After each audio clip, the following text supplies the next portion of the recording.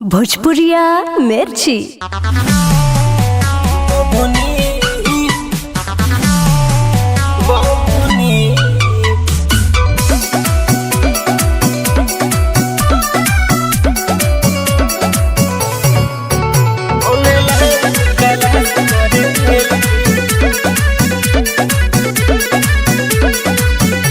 अरे भोलेली इंग्लिश दांत पीस पीस के पढ़े नहीं जाली तब भरा तारी फीस के जियाने न होता बताओ।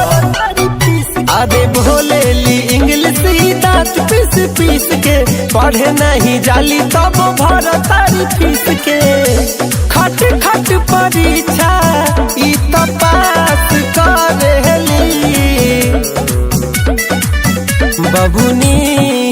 बाबूनी ऑनलाइन क्लास करेली बाबूनी ऑनलाइन क्लास करेली ऑनलाइन क्लास करेली।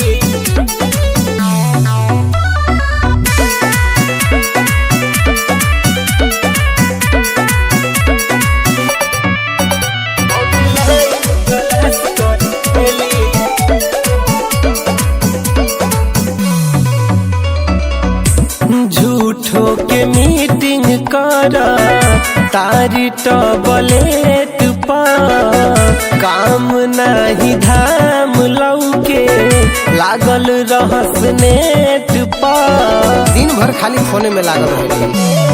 हाँ झूठो के मीटिंग कर तारी टबलेट पर काम नहीं धाम लौके लागल रहेली नेट पर बुद्धू बनावे के प्रयास करेली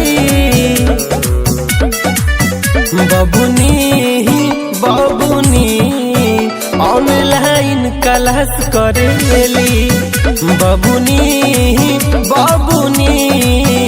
ऑनलाइन क्लास करेली।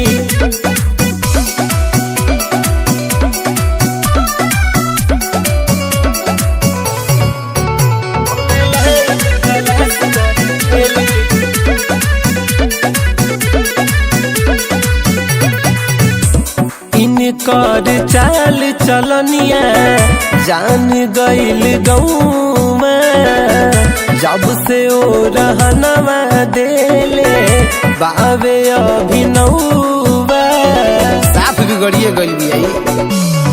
हाँ इनकर चाल चलनिया जान गईल गौं जब से ओ रहनवा देले बावे अभिनौवा कहता रोहित की दू चार चांस करेली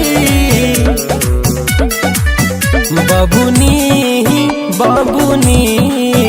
ऑनलाइन क्लास करेली बाबूनी ऑनलाइन क्लास करेली।